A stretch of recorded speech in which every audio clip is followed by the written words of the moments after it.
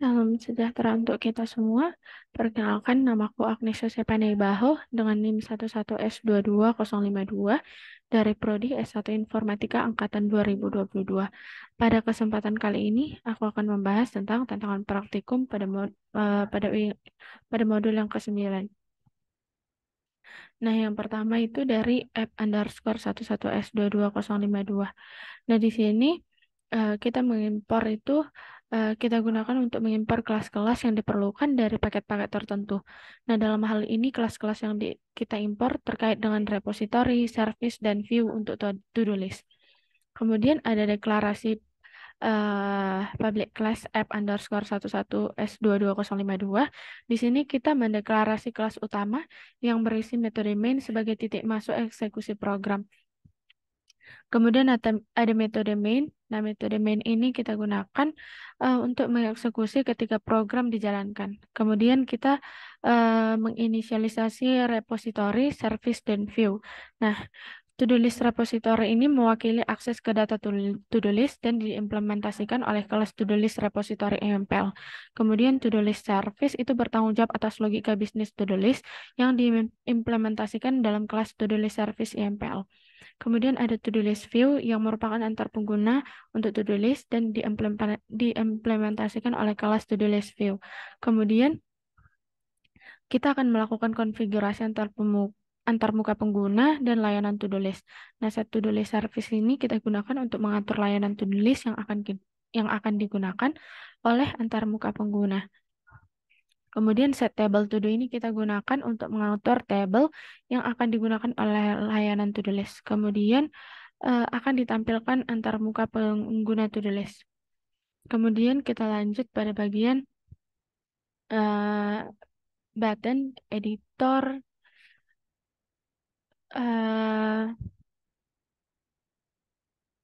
.java.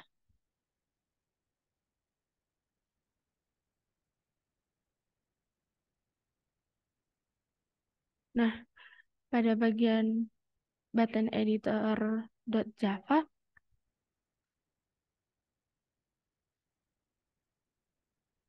nah di sini kita mendefinisikan kelas button editor yang merupakan penyesuaian sel standar untuk mengedit sel di dalam JTable. Nah, yang pertama itu kita melakukan konstruktor. Konstruktor itu untuk menginisialisasi objek button editor. Nah, hal ini menerima parameter checkbox, tetapi tidak menggunakannya secara langsung. Karena itu memanggil konstruktor super dari default cell editor. Kemudian membuat objek JButton dan mengatur opsi opak. Kemudian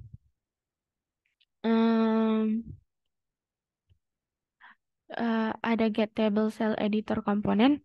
Nah, metode ini akan menampilkan dan disunting di dalam sel. Nah, hal ini mengatur warna dan teks tombol berdasarkan kondisi is selected dan nilai sel saat ini. Nah, jika dipilih warna dan teks tombol disesuaikan dengan warna dan teks pemilihan tabel. Kemudian ada get cell editor value. Nah, metode ini kita panggil saat pengguna mengklik tombol. Nah, jika tombol ditekan, metode mencetak pesan ke konsol dan mengembalikan nilai yang sesuai dengan sel saat ini. Kemudian ada stop selling editing. Nah, metode ini kita panggil untuk memberitahu editor bahwa pengeditan sel telah selesai. Nah, di sini variabel isPush diatur ke false untuk menunjukkan bahwa tombol tidak lagi ditekan dan metode super stop selling editing dipanggil untuk menyelesaikan proses pengeditan sel. Kita lanjutkan pada bagian yang ketiga, yakni button renderer.java.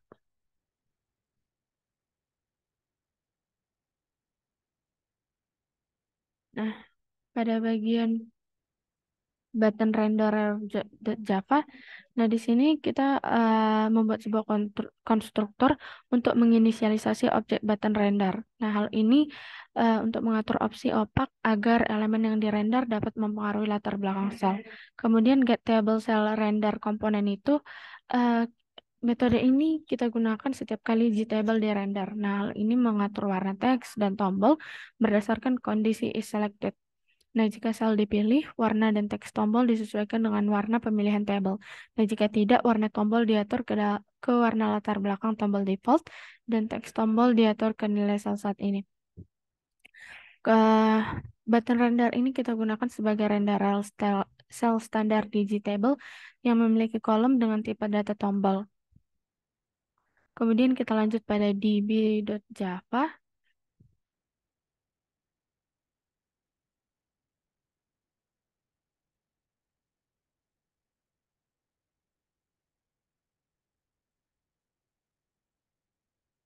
Nah, pada bagian db.java, di sini kita mendeklarasikan kelas dan variabel. Nah, DB itu adalah nama kelas, URL, username, dan password itu adalah informasi koneksi database, termasuk URL database, nama pengguna, dan kata sandi. Connection itu adalah objek connection yang kita gunakan untuk mengelola koneksi ke database, sementara statement itu kita gunakan untuk mengeksekusi pernyataan SQL. Kemudian ada konstruktor DB yang kita gunakan untuk menginisialisasi koneksi ke database. Kemudian metode init itu mencoba membuat koneksi ke database menggunakan informasi yang diberikan. Nah, jika koneksinya berhasil, object connection dan statement akan diinisialisasi. Nah, metode getString itu kita gunakan untuk mengambil data dari database berdasarkan query SQL yang diberikan. Nah, jika ada parameter values-nya tidak null, nah metode menggunakan prepare statement untuk menghindari serangan SQL injection. Kemudian metode update ini kita gunakan untuk melakukan pembaruan data ke database berdasarkan query SQL yang diberikan. Nah, jika ada parameter yang values-nya tidak null, metode akan menggunakan prepare statement. Kita lanjut pada bagian to-do list.java.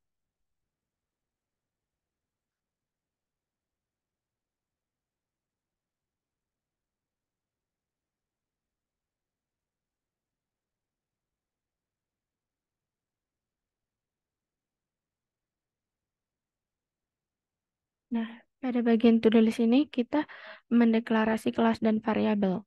To-do list itu nama kelas, ID, activity, dan status itu adalah atribut dari to-do list yang merepresentasikan ID to-do list. Total instance itu adalah variabel yang digunakan untuk memberikan ID unik pada setiap to-do list yang dibuat. Kemudian konstruktor tanpa parameter itu tidak melakukan apa-apa. Kemudian konstruktor kedua itu menerima nama kegiatan sebagai parameter, kemudian menginkrementasi total instant untuk mendapatkan ID unik. Kemudian konstruktor ketiga itu menerima nama ID, nama kegiatan, dan status sebagai parameter. Kemudian metode getter dan setter itu get ID itu mengembalikan nilai ID, get activity mengembalikan nama kegiatan, set activity mengatur kegiatan, if status mengembalikan status, dan status mengatur status. Kemudian kita lanjut pada bagian to-do list repository.java.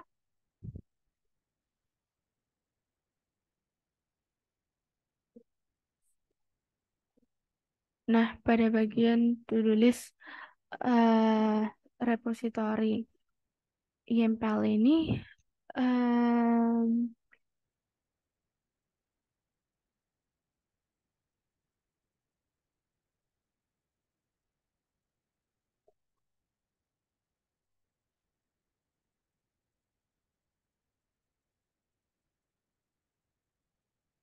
Nah, pada bagian to-do list repository ini, kita menggunakan metode untuk mendapatkan daftar to-do list.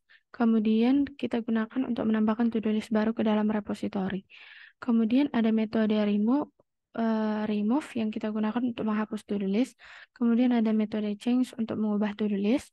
Kemudian ada search untuk mencari to-do list, sort untuk mengurutkan daftar to-do list, dan get to do by ID itu kita gunakan untuk mendapatkan to do list berdasarkan ID tertentu. Kemudian pada bagian to do list repository impl.java.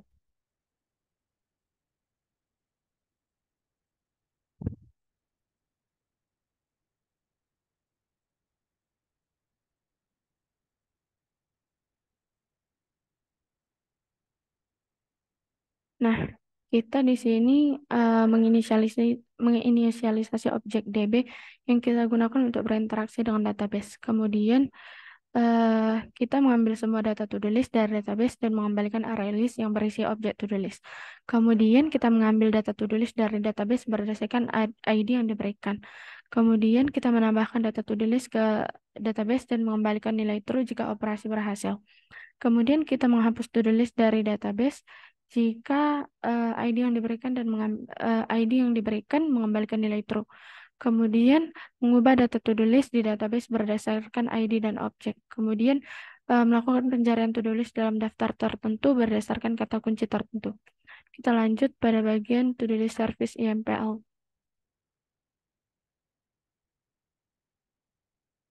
To-do list service. Nah, pada bagian to-do list service kita gunakan untuk menampilkan daftar kegiatan to-do list berdasarkan kata kunci. Kemudian menambahkan kegiatan baru ke dalam to-do list, kemudian mengatur table, kemudian mengatur dan mengenangani table yang menampilkan data, kemudian membuat data to-do list ke dalam table, lalu menghapus kegiatan dari to-do list, kemudian mengubah detail kegiatan, dan mencari kegiatan di to-do list.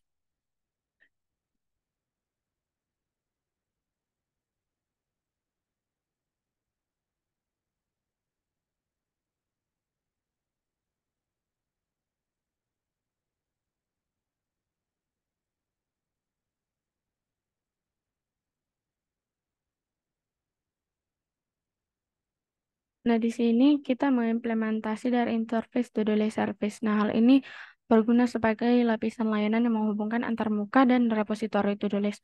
Nah, di sini kita menggunakan tabel tempat data tulis akan ditampilkan, kemudian em, kita mengenangani pengaturan data pada tabel, kemudian membuat data to-do list dari depository, kemudian menampilkan to-do list di UI, kemudian menambahkan kegiatan baru, lalu menghapus kegiatan, mengubah detail kegiatan, dan mencari kegiatan di to-do list.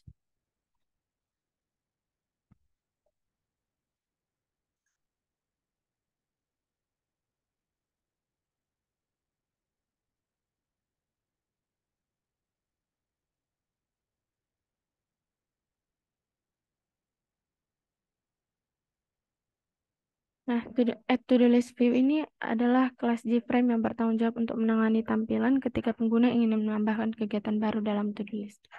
Nah, kita akan jalankan kode programnya, customize, kemudian em, kita pilih view add to-do list, kemudian kita pilih OK, lalu kita jalankan.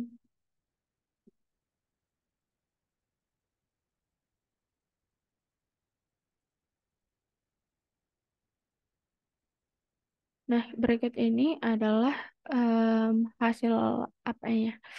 Hasil setelah kita jalankan. Kemudian misalnya kita tambahkan belajar PBO. Kemudian kita simpan datanya.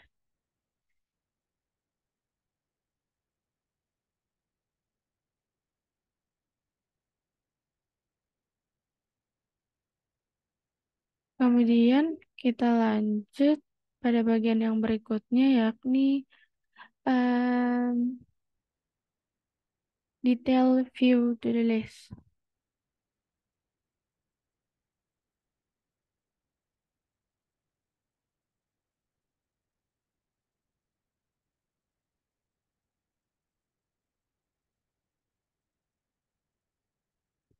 Nah, pada bagian ini kita di detail to the list view ini merupakan kelas JFrame yang bertanggung jawab untuk menangani tampilan detail pada kegiatan to the list. Nah, kita akan coba jalankan.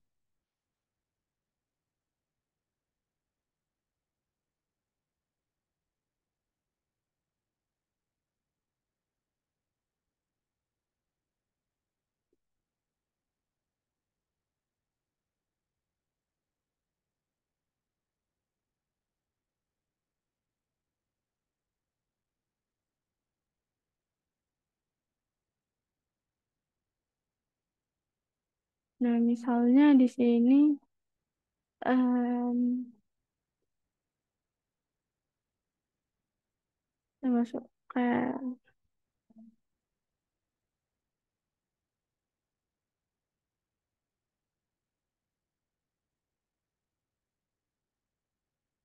Kemudian kita lanjut pada bagian yang ketiga, yakni em,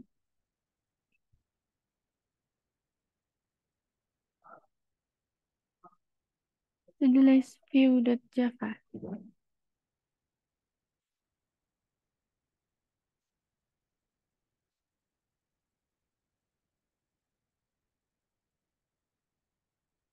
Nah, pada bagian ini, to-do list view ini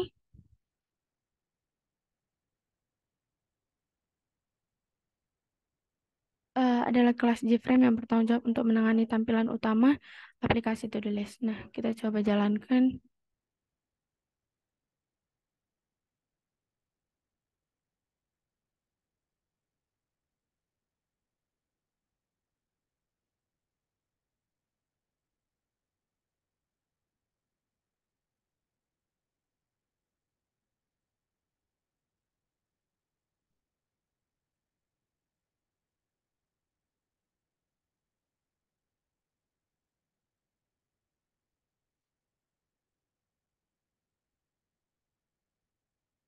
Nah, em, di sini misalnya menaruh